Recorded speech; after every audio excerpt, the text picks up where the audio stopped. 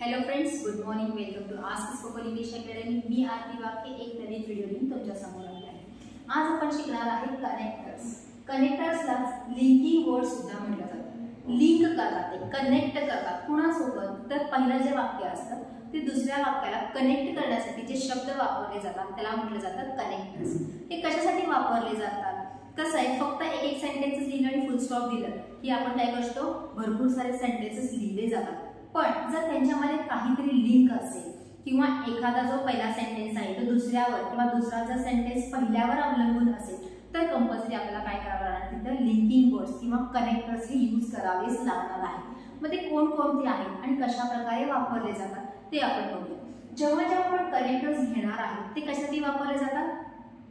To connect two sentences. दोन sentences join करण्यासाठी, link करण्यासाठी, कनेक्ट करण्यासाठी जे शब्द वापरले जातात त्याला कनेक्टर्स म्हणतात.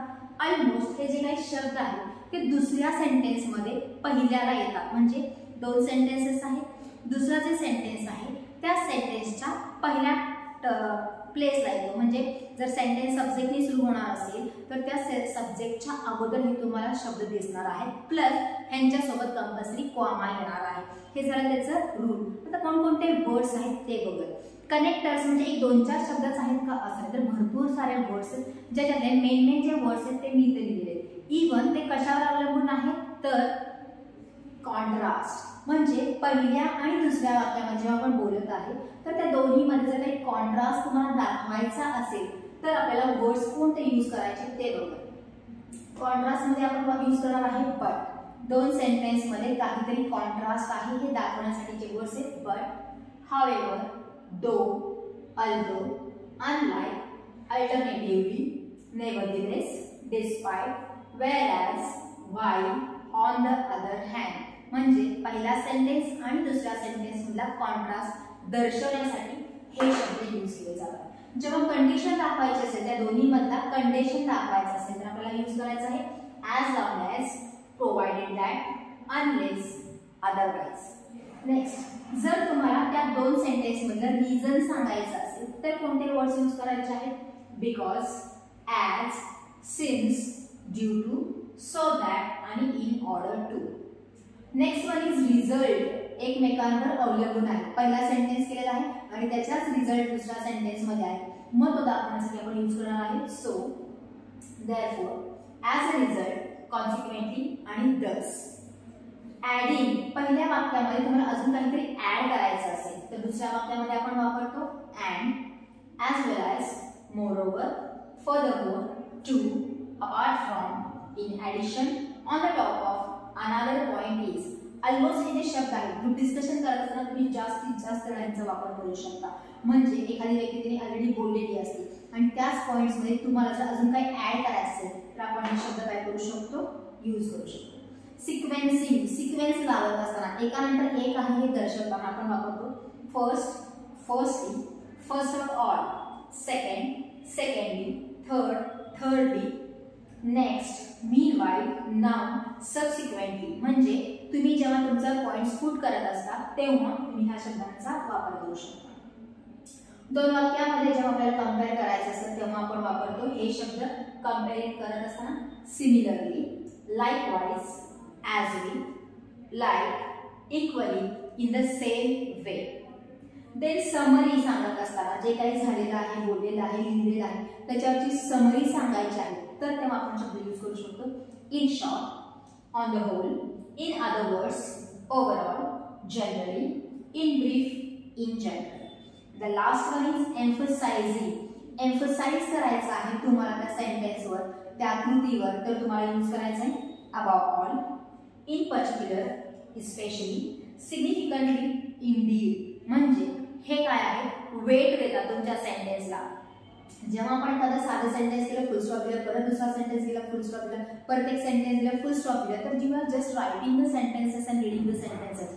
बट तुम्हाला त्याच्यामध्ये काहीतरी दाखवायचंय हे दोन सेंटेन्सेस एकमेकांवर अवलंबून आहेत किंवा yes I know English somehow except, तर तेव्हा आपल्याला काय करायचे, हे अशा प्रकारचे शब्द यूज करायचे. आता हे एवढे जे शब्द आहेत त्या प्रत्येकाचे अर्थ तुम्हाला माहिती आहे. इवन हे शब्द कोणत्या ह्याच्यामध्ये येतात हे बघण्यासाठी तुम्ही पहिल्यांदा त्याचा काढून घ्या स्क्रीनशॉट. कारण झूम करून तुम्ही सगळे व्यवस्थित लिहू शकता, वाचू शकता. आता ह्याच्यामध्ये सेंटेन्सेस बघा. प्रत्येक वर्डचं सेंटेन्स नाही तर आपण ह्याच्यामध्ये काहीच वर्डचे सेंटेन्सेस बघूया की नक्की कशा प्रकारे त्याचे अर्थ होतात किंवा दोन सेंटेन्सेस कसे जॉईन केलेले आहेत ते आता बघूया. Some examples in English. Now we will see some examples. Examples कोणाचे आहेत तर कनेक्टर्सचे. तुम्ही बघू शकता जे काही अंडरलाईन केलेले वर्ड्स आहेत ते सगळे काय आहेत कनेक्टर्स आहेत. दोन वाक्यामध्ये काय केले आहेत ते लिहिलेले आहेत because they are connecting the next sentence. Ram is funny whereas Shyam is boring. whereas Shyam is boring म्हणजे श्याम आणि राम मधलं काय चालू आहे तर कंपॅरिझन चालू आहे की राम फनी आहे पण श्याम कसा आहे बोरिंग आहे. The traffic was heavy, therefore we couldn't reach there on time. Reason सांगितलेलं आहे therefore कशामुळे तर ट्रॅफिक हेवी असल्यामुळे आम्ही तिथे वेळेवर पोहोचलो नाही. They canceled the ticket because of their health issue. कारणाने अगेन रिझन दिलेला आहे की हेल्थच्या इश्यूमुळे त्यांनी कॅन्सल केलेले आहेत tickets. Tara can go wherever she wants. जिथं पाहिजे तिला तिथे जाऊ शकते. I don't know whether she is coming or not. ती येणार आहे की नाही हे मला माहित नाही. Whether. Although he speaks less, he says meaningful words. तो जरी थोडंसंच बोलत असेल तरी पण तो काय करतो meaningfulच बोलत असतो. I am very hungry but I can't eat. मी खूप भुकेलेली आहे, हंग्री आहे पण मी खाऊ शकत नाही. We haven't finished the work yet. आम्ही अजून सुद्धा काम पूर्ण केलेलं नाही किंवा संपवलेलं नाही. Due to the huge crowd, a mother lost her daughter on road. रोडवर भरपूर सारा क्राऊड असल्यामुळे कारणामुळे एक मम्मीने तिच्या मुलीला हरवलं. First of all, Anil thanked all the guests of function hall. पहिल्यांदा सिक्वेन्स सांगितलं जात आहे याच्यामध्ये की पहिल्यांदा अनिलने फंक्शन हॉल मध्ये जेवढे काही पाहुणे होते त्या सगळ्यांचं काय केलेलं आहे धन्यवाद केलेला आहे किंवा आभार मानले आहे. आणि Hemant studied very hard before exam. As a result he stood first in whole school. Result काय आहे तर त्यांनी पहिला आलेला आहे शाळेत. म्हणजे काय आहे रिझल्ट सांगण्यासाठी याचा वापर केलेला आहे. हेमंतनी खूप अभ्यास केलेला आहे परीक्षेच्या अगोदर आणि त्याचा रिझल्ट असा झाला की तो शाळेमध्ये पहिला आला. म्हणजे प्रत्येक वाक्यामध्ये जे अंडरलाईन केलेले words they all are the connectors आणि त्याच्यामध्ये कॉन्ट्रास्ट दाखवलं जात आहे, सिक्वेन्सेस दाखवले जात आहेत, रिझन दाखवले जात आहेत, रिझल्ट दाखवलेले जात आहेत, एम्फसाइज करणाऱ्या गोष्टी दाखवल्या जात आहेत. तर त्याच्यातही काही थोडेसे मोजकेच एक्झाम्पल इथे दिलेले आहेत कारण सगळ्या वर्ड्स आपण तिथं या एवढ्याशा ब्लॅकबोर्डवर व्हाईटबोर्डवर लिहू शकत नाही पण एक कन्सेप्ट तुम्हाला कळण्यासाठी काही एक्झाम्पल्स मुद्दामून दिलेले आहेत की तुम्हाला तो पटकन कळायला पाहिजे की कशा प्रकारे सेंटेन्सेस मध्ये त्याचा वापर केला जातो. Again you can have a screenshot. तुम्ही स्क्रीनशॉट घेऊ शकता, कशा प्रकारे सेंटेन्स केलेले आहे ते बघू शकता आणि रिपीटेटिव्हली त्याचं वाचन करू शकता. अशा प्रकारचे सेंटेन्सेस बोलत असताना, लिहित असताना, वाचत असताना जात असतात. फक्त आपण त्याच्याकडे लक्ष दिलेलं नाही आणि आज आपण सेपरेटली कनेक्टर्स हा सब्जेक्ट बघितलेला आहे. समजलेला असेल तुम्हाला. Again and again watch the video.